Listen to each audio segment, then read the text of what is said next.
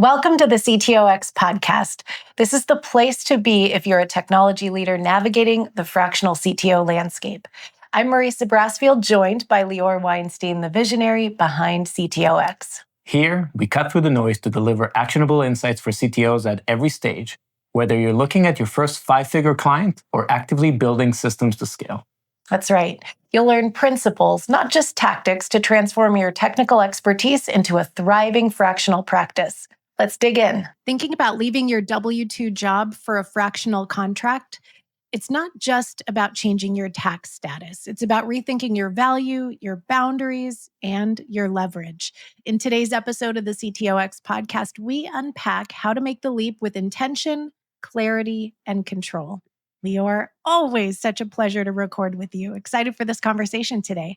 Oh, very excited. It's one of the hotter topics we have in the accelerator. So you have worked with now hundreds of leaders making this transition. What's the real opportunity in going fractional? I think the biggest thing, and there's an old adage that with entrepreneurship, you leave a 9 to 5 to work a 24/7, which is very Great. true. It's very true, and it's one of the more surprising things I think for people that go from being a full time to being their own boss. I love it. It's the only thing I really know how to do well, and it is true. But if your focus is thinking about, the effort and the time, you're going to work way more. And you're going to put attention on work way more than you probably ever have in your full-time job. So the focus should be on the reward. And some of the rewards of entrepreneurship, we talk about in the program about these four freedoms of entrepreneurship: freedom of time, freedom of money, freedom of purpose, and freedom of relationship, which is all autonomy, right? It's your ability to choose how to spend time, who to spend time with, what to spend time on, what to spend money on, and what not having to spend each of those things as well. Those freedoms expand and very successful, they expand forever. And you get new meanings to life and you get new ways to experience life with abundance that's very difficult to achieve when you have a full-time job. What's the biggest mindset shift for someone used to a W-2 role and the corporate dynamic and structure? Yeah, I mean, if you think that going fractional is just a pay bump and more freedom, you're already in trouble. That's not the best way to think about it. In fact, you're gonna work way harder. Most likely, your income is gonna dip before it's gonna go back to parity from where it is. But then the nice thing is, when you do it right, you get these scalable systems, and there's really no cap on your income and no cap on your earnings. Certainly, as you develop good reputations and opportunities, which maybe even give you upside. So the biggest mind shift is really focusing on that reward and understanding that the reward comes from the value you create in the world and the outcomes you know how to produce, and not from the time you spend. But most of the W-2 mindset is, how much time am I spending? Am I spending the 40-hour weeks? And now you're thinking, oh, I'm spending 60-hour weeks. I'm spending 50% more than the full-time standard requirement. Nobody cares. Like when you are building a business and you're growing a business, people just focus on the outcomes. That's why when you hire a plumber, you hire an electrician for your house, and give this as an example because it's a common experience, you don't care how long it takes them to do it. You just want the result, you want the outcome. And for him, they're actually trying to do it in the least amount of time possible. So when you move from the W-2 to being a freelancer, that's really one of the biggest focal points. Focus on outcome and not on effort. And your value, if you do it right, is going to be directly correlated to how much outcomes and how many beneficial outcomes you create and manage to be responsible for, rather than how much effort you're putting in and how much meetings you're doing. That's a big one because people will talk about the time and tenure in a current role and almost like resume like qualities, but this is also some of the transactional nature we see in the employment market, where as with fractional, it's much more around the transformation, which is all around the outcomes, the results, and what you do. So let's say someone wants to convert their W-2 role to a fractional contract, which is a big, that's another cluster of conversations we have a lot in the CTOX accelerator. What's the first step? So there's many things you can do. The first thing generally you're going to need to work on is building trust and relevancy with your potential prospects. Now, as an offshoot, it's actually fairly common. We see this in the accelerator where people are managing to convert their existing job, their existing employer to the first client, which is cool when it happens. In many cases, it's actually a pretty good positioning and it fits both sides because the employer gets to get the same outcome. They're not losing talent. Maybe they're even getting a discount on your work, and you keep providing the value and growing the company because all the trust is there. So outside of that, although we do see it, so take that into consideration if you're thinking about how to win your strategy. Your first client very well might be your existing employer. But other than that, the first thing you're sending out to the world is building trust and relevancy. So one of the things we recommend is if you all go for people you already have trust with, which is your network.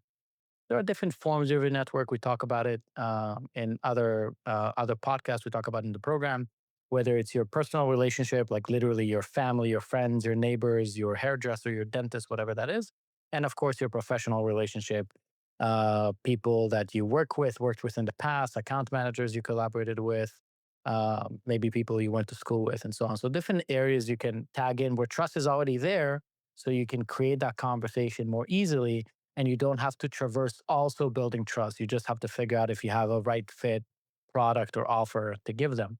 If you don't have that, I recommend the basic activities of building trust with other people. Now, the way you build trust is that you teach, you give value. And the more you give value, the more trust you get. The more you give value without ask, the more trust you get. So I can recommend if you have a full-time job and you're not sure if you want to do this fractional CTO thing now or ever, what you can always do is build trust. Build trust for yourself as a person. Post on LinkedIn content, assuming you're not restricted by your company. And if you are, just talk to your company because it's good to build personal brands in this day and age. So that's something that can carry you for any job and certainly any contract later on if you choose to pursue a business. So posting content, and if you need ideas to put what to post content about, really, the thing about social media algorithms, they're going to distribute your content to whoever they think is going to engage with it and wants to read it, like it, comment it, just stare at it, doesn't matter what it is. So you don't have to worry about the distribution part. You have to worry about what you're going to write about. The easiest thing I find to write about is just things that are happening. So some people call this like newsjacking. Let's say GPT-5 just came. You write about it. You write about the fact that GPT-5 just came out and give your own perspective on it. And now you might think what so many people are writing about it, it's already old news. Well, one, don't make it old, meaning don't write about GPT-5 2 months after it came out. So try to be in the news, meaning new things that are happening. But the social media algorithms are going to carry your content to whoever they think is relevant for them to read it. And if the algorithm make that decision, they're thinking this piece of news is relevant for this person. And if it's going to be published by you as a writer, they're going to get more engagement than, let's say, a big publication that's writing about the same topic. So that's what's nice about social media algorithms. You can kind of trust them to distribute it for you for relevant people and start writing about just things that are happening and give your perspective on it because the internet is going to allow it to reach to people that want to hear from you. Now, other ways to build trust that are very effective is just meet people in person, right? Go meet them in a meetup, at a conference. There's endless of these local meetups and local conferences, and just talk to people, just meet people. Try to give them value. Give them small value, give them big value. Doesn't matter. If you build value and trust, you're lowering people's guards, and you become top of mind. One of the biggest friction points that people need to go through when they're first building the fractional CTO business is how can they build trust with strangers, people they don't know, so that one to many social media content is very good or go into offline spaces and meet people. The second is just being relevant, being top of mind. If you're not talking to anybody, you might be the most, relevant person in terms of capability, but because they're not thinking about you, you're just not an option. So to make sure that you're an option, think about how can you start sharing your insights, sharing your thoughts, sharing your ideas, and when you're ready to quit your job and then activate actual marketing techniques, and that would be the next step. Beautiful. Sometimes what we talk about with members is we call it the experience and impact inventory, which is basically a value inventory where you're taking a look back at the work that you've done in your roles and the results, outcomes that work produced. What does that look like, and why is it the foundation of a move like W2 to fractional?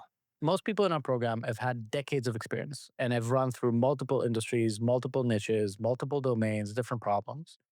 And when they go out into the world and start finding a client, they need to build trust by sharing relevant experience. So, a good example, like in our program, one of our first members, Sanjay Akut, his niche is immigration law firms. One of the projects he had done successfully as just an employee, right, as a leader in this company, was to automate immigration notices, which they get in physical mail, and then they need to update their clients about the status of their case. Now, if you think about that project, any immigration law firm would be highly interested in that. And that's important because that's a project that he led, he managed to get into completion, and he can replicate for another person. And most people, when they look at their history, they don't realize how relevant a lot of their experience is to new clients and new prospects. So we have them basically mine their history. So they have something to talk about. And when they talk to prospects, they can actually show different outcomes, which those prospects are going to raise their hand and say, yeah, I want that. I also want that capability, as opposed to them falling into the trap of saying, well, I wasn't a consultant, or I didn't do it by myself, or I wasn't a freelancer. So they don't have this inventory of success to share with their prospects. So the first thing to do is reflect back on your past and what are all the things you made real, right? You made up and you made real. And you're like, man, other companies, other prospects could really use this capability. So it gives you that fodder. It gives you that first thing you can work with to build trust and relevancy and start sharing your genius and the impact that you can bring to prospects by having real tangible projects you can talk about, even if the label or your label when you were doing those projects wasn't a fractional CTO. So brilliant. And part of that effort as well is going through your LinkedIn and going through your experience and taking a look at the description part of your experience and how you're articulating your experience. So, inside of that, there's a lot to go from sort of resume language to leader language. How do you identify which parts of your role are truly strategic and outcome driven versus kind of checking off boxes and day to day business stuff? So I think if you uh, I have a few mental models first. First of all, if you have a standing meeting on your calendar, whatever's happening in standing meeting, that's probably not a strategic insight, right? Because there's no reason for that meeting besides a time trigger. Meaning you don't get, it's not guaranteed that in that meeting, an important decision is going to be made or even important information is going to be presented. So that's a clue where not to look. If you have something that's like standing recurring, obviously besides like a quarterly board meeting or something like that, right? So I'm talking about this kind of weekly, bi-weekly cadence.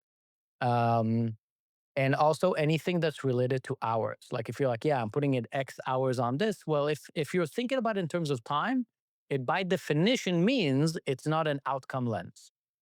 It's just an effort lens. So anything, if you think about kind of your diary, how you spend your time, if you're thinking about it in terms of time, it's probably not outcome focused. And then you have who's in the room. So if you're in the room with individual contributors, right? So you're managing through some event. Maybe even it's important managing, but the reality is you're probably not making decisions that are high leverage decisions because the max amount of work that an individual contributor can do is something they can individually do, right? They go to their computer and that's their scope, meaning they have the input and they're going to do the output. If you're in a room with other senior executives, VPs, chiefs, board members, that time is probably spent on high leverage activities. So when you look at your schedule and what you're doing, if it's something that's recurring, if it's the recurring weekly, bi-weekly, if it's something that you think about in terms of time or hours, if it's you're meeting individual contributors, those are probably not strategic in outcome.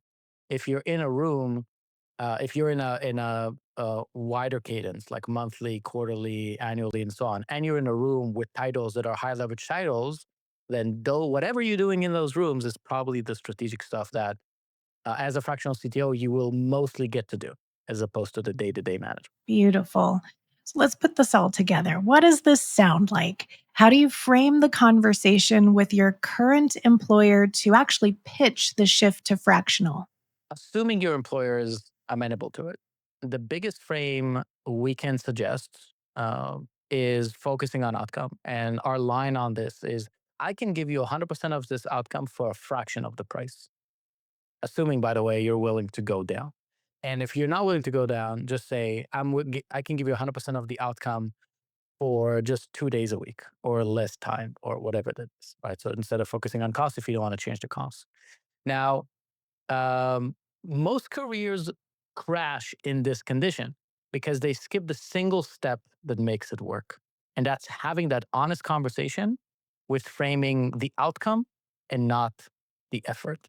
The best way we found to do this is you have that conversation after you talk about strategy for the business. So after your quarterly planning, your or doing your quarterly planning, your annual planning, something in the context that you're anchoring the vision, the future success of this business, and then you're showing a different how to accomplish it. What are some common mistakes that people make when negotiating this shift? Because I can imagine a few ways that conversation goes sideways. So assuming for a second that they're amenable to it, the most common mistake is just not setting yourself up for success to actually make time to find other clients and service other clients.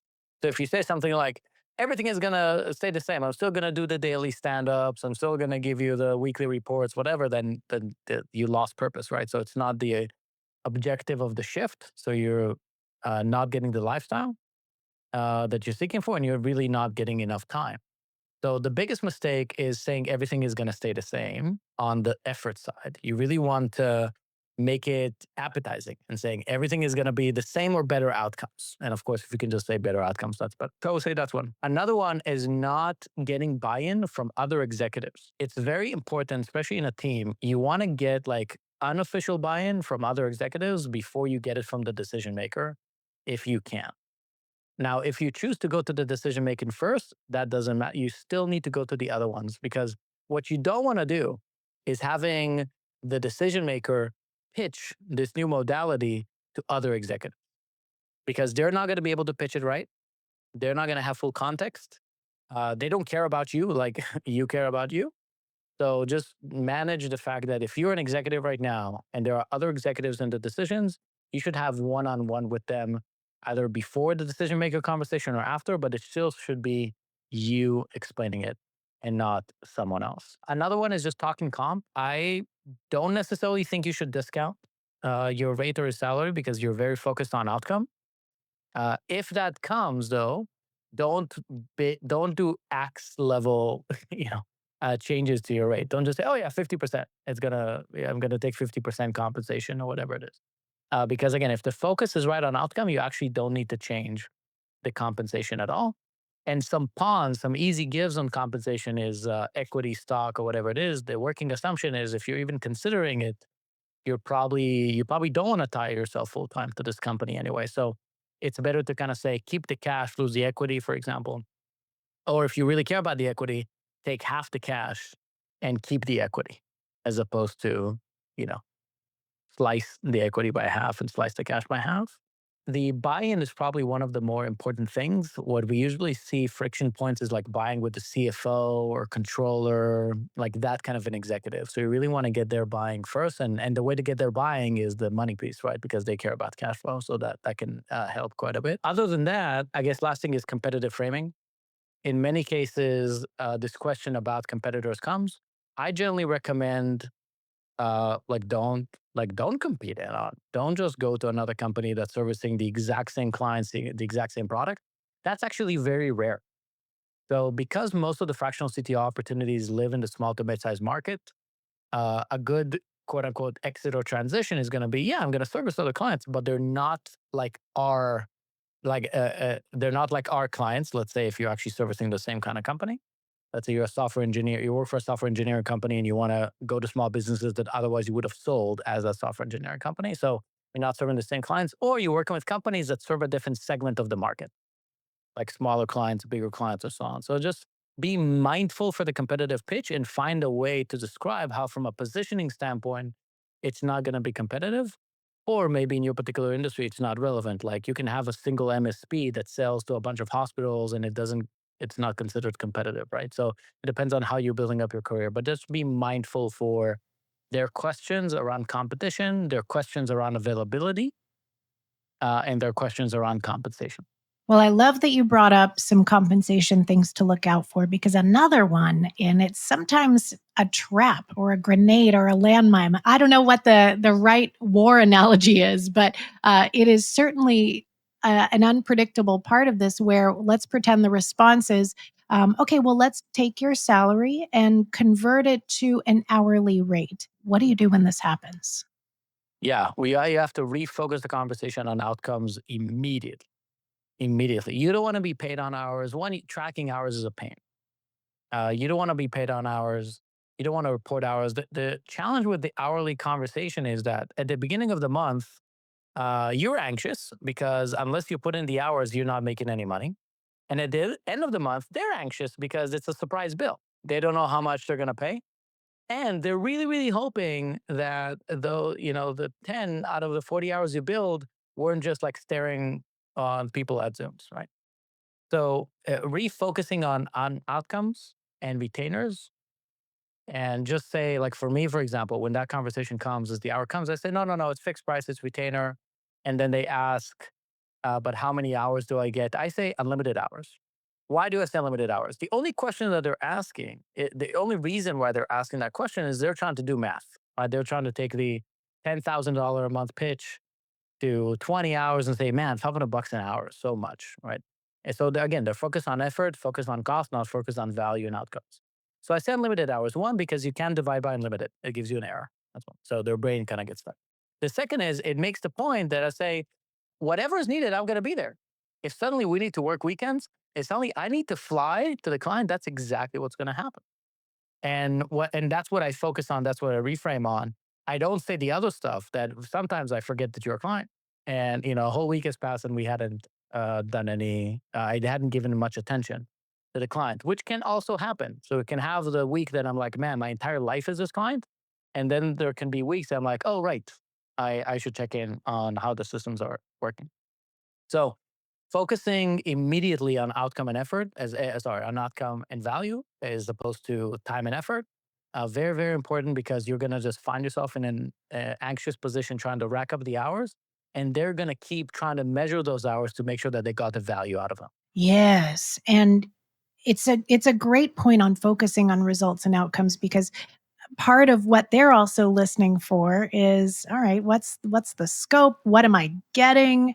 So how do you build in that scope, the flexibility, the clear deliverables so that everybody's clear from day one of the new arrangement? So in the proposal stage, and it's important to have documents because that's how you can align, or it's this third party thing that has words in it that both of you can read and agree on. And in today's world with AI, it's very easy to create these. So the focus is really making sure that you're not making any what we call front stage promises on effort. So what's a front stage promise? So if you think about a show, you have the front stage where the star is at, Celine Dion is just singing, and you have the backstage where you have 100 people doing all this work, the lighting, the audio, the cleaning, the whatever it is, and you're not aware of because you're paying for the show. You're paying to watch the singer sing. So front stage is meaning what's in the proposal that you promise that the client expects. So if in the front stage proposal you're saying something like daily stand up, weekly 1 hour meeting, whatever it is, guess what? The client now expects you to be in daily stand up and 1 hour meetings, and there you again focusing them on your effort. So when we in the accelerator, when people work on proposal, I usually strike out anything that to me sounds like a front stage promise that's going to cost you time, even though it's not necessary. Now, if you want to meet every day, if you want to give a weekly report, you can. The client is always going to accept, but don't promise it because you want to under promise and over deliver, which is really the focal point of the proposal. So, one, get rid of any front stage promises that cost you time and focus it on effort, and just move it to the backstage. The second is really making sure that you derive from conversation what is the outcome they're trying to achieve and write those outcomes plainly, clearly on the proposal. Lastly, focus on processes you're going to build as opposed to projects you're going to complete. So a process you're going to build a team, you're going to, increase the velocity of the team, you're going to build a product, whatever it is. But Focus on the evergreen things that you're installing in the business and are your responsibilities as opposed to project. Now, an easier way to think about it, if you were just vying for a full-time CTO role and you're looking at a full-time CTO role job description, there's no specific project. There might be a ramp project like, oh, we want you to come in and take us to the AI, next generation, whatever it is, as a high level. But the roles of responsibility of a full-time person is never a specific project, and that should be your frame as well. As a fractional CTO, you're not there for a specific project. You're there for all of the technology aspects and facets of the business. So a better way to think about it, just like a full-time person instead of anything else. Certainly instead of a consultant or an advisor, and so on. It occurs to me that this is very much like a sales conversation that we might have where you've got objections, rejections, pushback, indecision. Even though this is not a prospect, it's already a relationship. It occurs to me that that process still happens here. How do you handle that when you receive the pushback or indecision from the employer side? Well, we need to investigate what's the pushback about, right? Is the pushback about the pay? Is the pushback about the capabilities? Because if you're really focusing on outcome and what is the result, uh, what is certainly if the context is full time right now, what can the pushback be about? If they're pushing back on the outcome, then you misframe the outcome. It's just not interesting, and you need to really nail it and find out what's relevant. But if you nail the outcome and they're still pushing back, there's got to be a reason. The reason could be, again, competitor, could be pay, and you need to work on those particular objections. The nice thing about Fractional is that it gives you the freedom to work on other clients, and you should position it as that win-win. Like saying, hey, good news for this outcome, you don't need me full time. We can save money. Let's save the money on me and spend the extra money on new engineers or on product people or on project management, something like that. What you really want to avoid is um, making them feel like nothing is changing and they're just getting less of you, right? You want to make sure that they're seeing that they get 100% of the outcome, all the value, and they get upside because they're going to pay you less one way or another, either cash or equity or whatever it is. That's the ideal scenario. Uh, they just don't want any headache. They don't want disruption. They don't want to worry about things. They want flexibility. So interesting. What do new fractionals need to prioritize in their first 30 days? First 30 days as a fractional, like actually As a getting the fractional, job. yeah. Yeah, Yeah. The they've biggest made the thing, transition and now they're doing it. First 30 days in the new arrangement. yeah. I mean, your first 30 days as a fractional can completely make you or completely break you. If you do it right, you set the strategy based on the projects that the company needs to execute on the next, at least in the next quarter, if not longer. And then immediately you want to shift to the organizational structure. You want to have good alignment with the company. Like, what are the projects we're going to tackle and why? What kind of outcome and impact is it going to have? Is it going to reduce risk from the business? Is it going to make the business more efficient? Is it going to help the business grow? And then you want to establish your organizational chart to make sure that you're not doing anything. And I'm dead serious about this. Meaning, if you need a product, you need a director of product. If you need engineers, you need a director of engineers. If there isn't one, you need to establish one as soon as possible.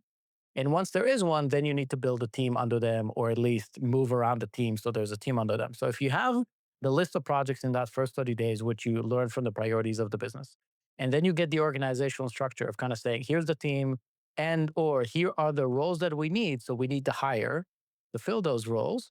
The sooner you get there, the sooner you're one showing leadership because you're moving the business forward, you're setting a vision, you're leading people and not projects and not specific items. And the sooner those seats get filled, the less time you actually need to be there. The less and the better that talent, the less management they're gonna need. So that's the first 30 days, establishing the project, establishing the organizational hierarchy, and trying to fill those seats as soon as you can. So good. When it comes to fractional, now it's not just one client, but many. Why is pipeline discipline a survival skill, not just a nice to have? So nothing, just like a job, nothing is guaranteed. Right? It doesn't matter. Even if you work for the biggest companies in the market, you see layoffs all the time, and that's true for big companies. That's certainly true for small and mid-sized companies. So nothing is guaranteed. And same thing with your clients. Like I've had amazing clients. Like each one of my clients, I really loved, and circumstances change. Right? Their financial status change, markets change, boards change, whatever it is, and nothing is guaranteed. So really making sure that at any point in time you have this revolving door of prospects. You keep building trust, you keep building relevancy. So in case you need it, you can raise your hand and then service a client. And maybe it's servicing a small client to just have a little bit of bandit in terms of income, or maybe it's having just a few good opportunities in the pipeline in case you need to replace one of those big clients with another big client. Without putting in time on pipeline, the clients are just not going to come by themselves. So allocating X amount of time during your month, during your quarter to building trust, building relevancy, getting out there, having conversations, not sales pitches, just conversations and trust is very valuable. And if you don't do it, it's just not going to happen by itself. That's a great point. How do you protect your time and energy when you are your own product? Because there are those cycles for marketing, and we see it all the time in our community. It's really easy to overcommit yourself.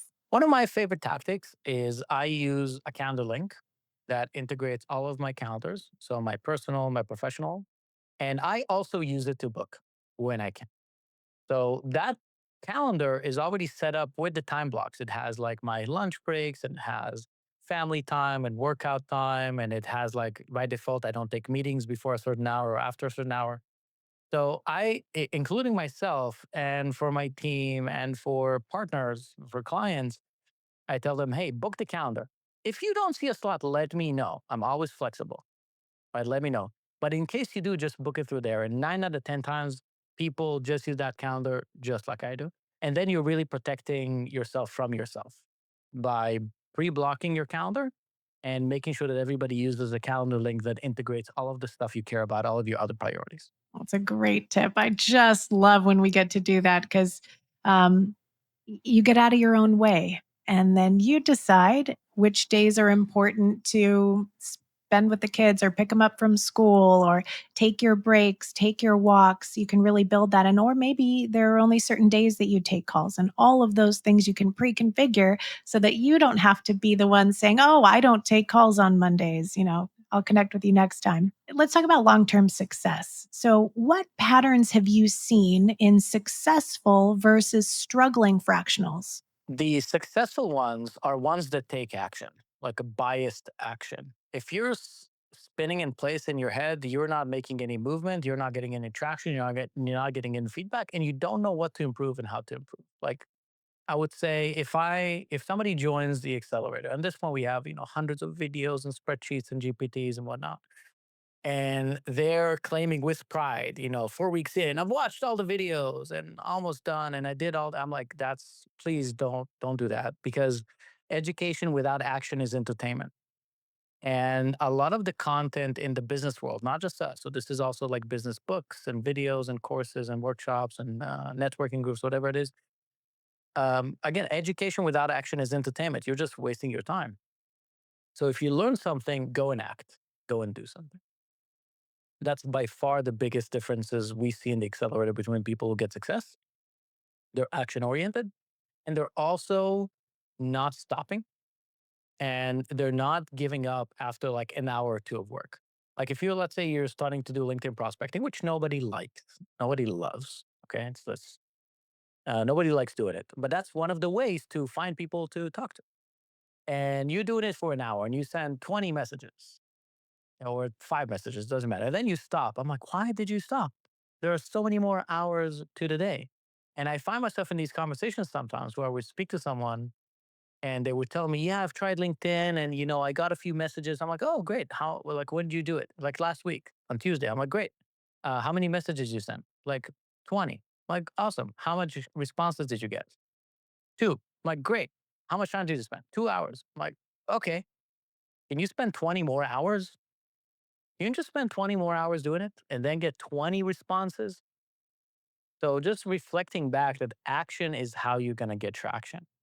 And if you don't do that, you're just going to sit in place and spin in place and not make any progress. To the point on spinning, why is clarity on scope, on value, on delivery? Why is clarity the superpower of the best fractionals? So I mentioned earlier about this issue of like dog whistle, right? When you're out there putting out content or speaking to people, the people that are going to give you attention are people that like the words that you use from your mouth.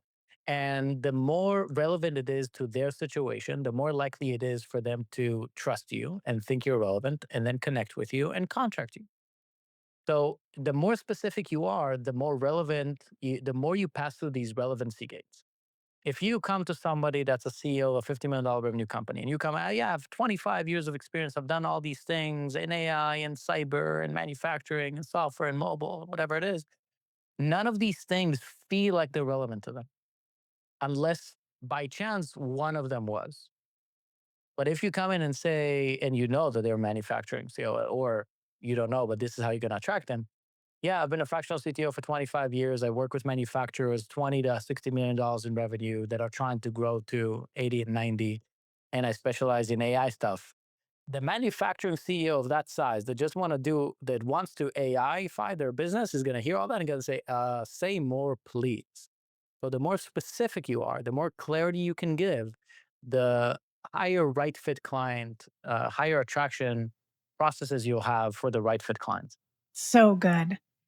What does it mean to be proactive about value instead of reactive to requests? I love to give value. I think it's the easiest. It's natural for me. It's no homework. So if I'm in a conversation and somebody's sharing a problem and I can solve the problem right now in real time, or at least give them an insight or a tool that they haven't thought about. That's perfect. I don't gatekeep anything because if I can generate value in minutes, it's not worth tens of thousands of dollars. It's just the reality of it. And I'm sacrificing the spawn of helping you and give you insights, and then they just want more. They're like, man, if that guy can do that in 5 or 10 minutes, what's going to happen when I can actually give him responsibility and contract them for a long-term play? So beautiful. So if someone's listening today and they want to make this leap from W2 to fractional, what's the one mindset shift they need to make today, right now? Outcome and not effort. Focus on outcome and not effort. Start the conversations also with your colleagues, with your boss, and start talking about all the outcomes that you're trying to manifest and create in the business, and not how much effort things take and how long things take. Final thoughts on why all of this is about freedom and responsibility. Your chance. So, people in our program, we say they're entrepreneurs that happen to be CTOs. And entrepreneurs thrive. They seek freedom, they seek creativity, and they want to produce. This career track is about saying there are a lot of organizations out there that can use my genius and use the leverage that I had built over decades. And I can do all that without my time. And because of that, both of us can get rewarded. I can get rewarded with variety, with more income because I can get to work with more companies and maybe win some upside deals. I can enjoy working on multiple projects, which I love. I love the curiosity, I love the variety. And I get that big money because I'm responsible for the outcome and not because I'm doing the work. And even if you take that mindset alone into your existing business, you'll see how a lot of your day to day is going to shift. Just because if you're focused on the outcome and saying, I'm responsible for it, then you're going to be more likely to produce systems that create that outcome and responsibility without your effort. Because the key thing is really you leading and creating these amazing results, and not your hands on the keyboard and causing them because of how you individually make things happen. So beautiful. Well, Lior, in our next episode, we're going to talk about a day in the life of a fractional CTO, and I'm so excited for it. Thank you, as always, for sharing your experience, your expertise, and your brilliance. Thank you. See you next time. All right. See ya. That wraps up another episode of the CTOX podcast. We hope today's conversation gave you the tools and inspiration to advance your journey as a fractional CTO. And don't forget, if you want more in-depth support or to connect with our community of fellow fractional CTOs, visit us at ctox.com. Thanks for tuning in, and we'll catch you next time on the CTOX podcast.